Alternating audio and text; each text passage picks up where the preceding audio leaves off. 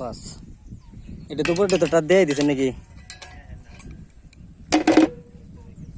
চলবো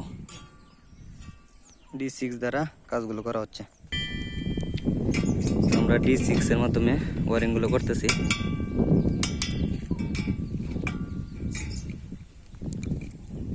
পুরো কানেক্টর চেপে দিলাম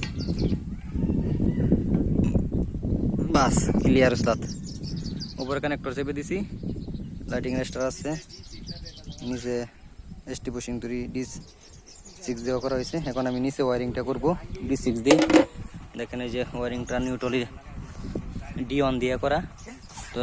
আমি এটা যে D6 ওঠানো হয়েছে এটা দিয়ে আমি কাজ করব তো এই অ্যাকশনটা আমি